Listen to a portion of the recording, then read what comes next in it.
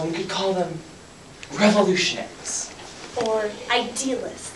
Contemporaries. Visionaries. But some, they call them terrorists. We're 15 OS3. And this is the story of the death of thousands. A fateful day in the history of our country. This Is 9/11.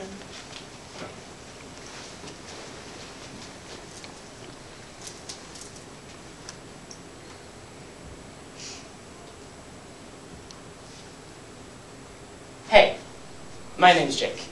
I'm a lawyer in LA, and I love my job. Do you know the one thing I love more than my job, though? My family. My wife, Mary, my little daughter, Julie, and my son, my unborn son, Robert. He's 3 months due. We're really excited. Now, I don't always get all the time in the world with them, but there's always time for that later. You see, one day, my firm over in Boston, they called again. But this time I took my family along. Turns out, that morning I had a meeting. So they took the early flight and I said I'd see them soon. During that meeting, I got a call. From someone who never called me. His name's Hank. And answered the phone. Hello? Jake, Hank, something's happened, Jake. what are you talking about? Your family. My family. The plane they were in. What about the plane, Hank? It was crashing World Trade Centers, Jake. the World Trade Centers. You're kidding, right? I'm sorry, I triple-checked it. Hank! Hank, you have to be kidding! I'm sorry, Jake. Hank!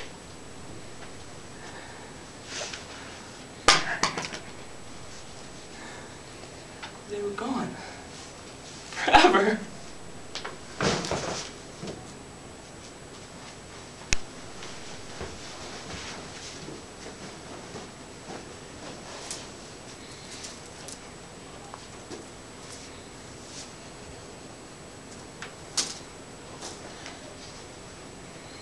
The spotlight. The warmth of the stage. The hushed audience.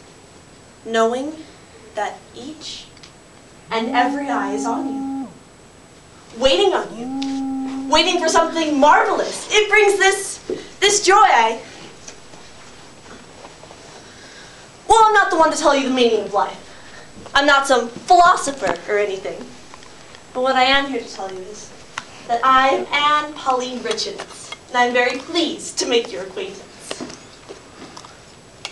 When I was younger, I didn't go by anything other than Annie. I guess that was because of Little Orphan Annie, a dream role I had back then. I wished for my hair to turn this carrot color.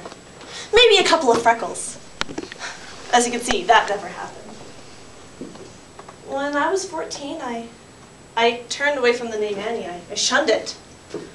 I decided that Anne was much more distinguished, like Anne Hathaway. Oh, sorry, I'm a little nervous. I tend to ramble when I'm nervous. I'm on my way to an audition. My first in a while. My first in New York City, anyways. I just moved here with my with my husband, Jess Richards. Oh God, look at the time. I'm late, sorry. Who could have done this? Excuse me, I'm here for the audition. No, please look at the TV before anything. What? What are you looking at? World Trade Centers. They're coming down. No.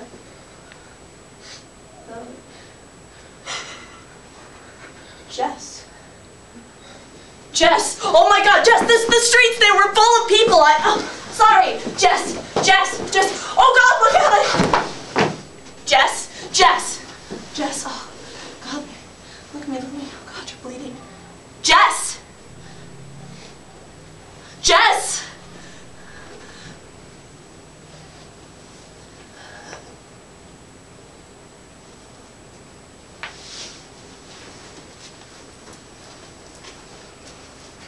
It's just another day.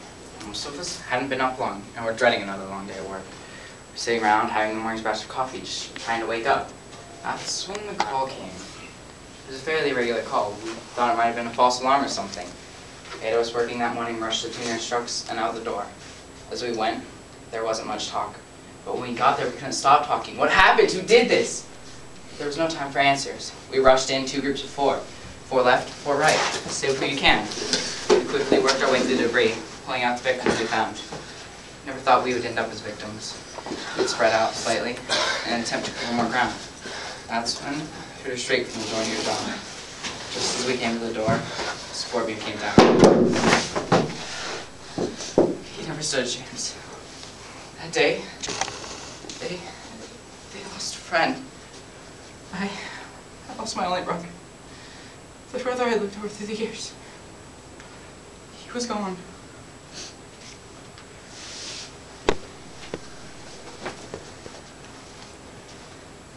It was just a flash of light. No heat. No noise. The light engulfed all of us. And I couldn't even feel the knife in my hand anymore. All of it was gone. All of them.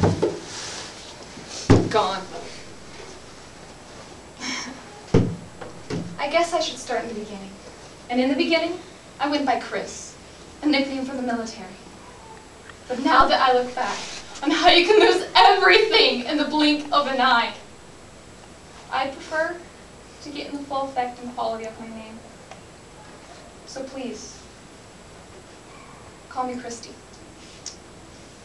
The day I wish to tell you about is a day this country will never forget. One that I will never forget. That day, I was at the JFK airport, boarding a plane to Washington. Flight 93, as it were. I was fresh out of college, my ex-life on the field. Excuse me. Go ahead.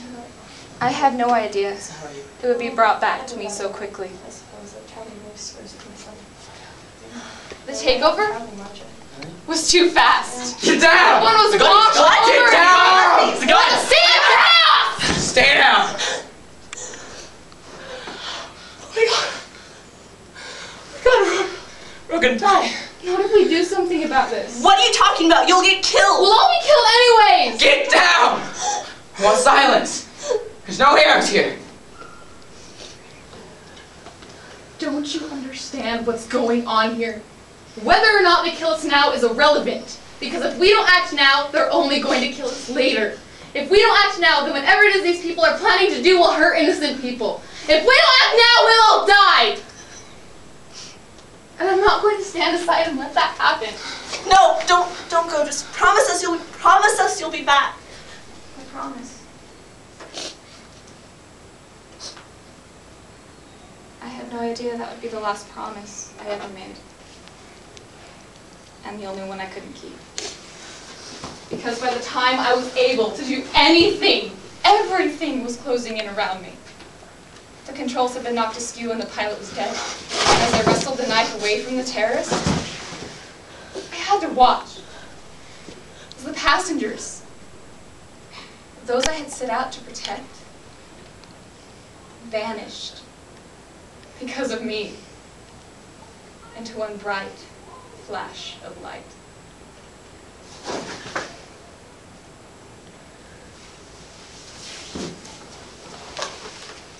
We all lost something on that day. Me, I lost my family. I lost my husband. My brother.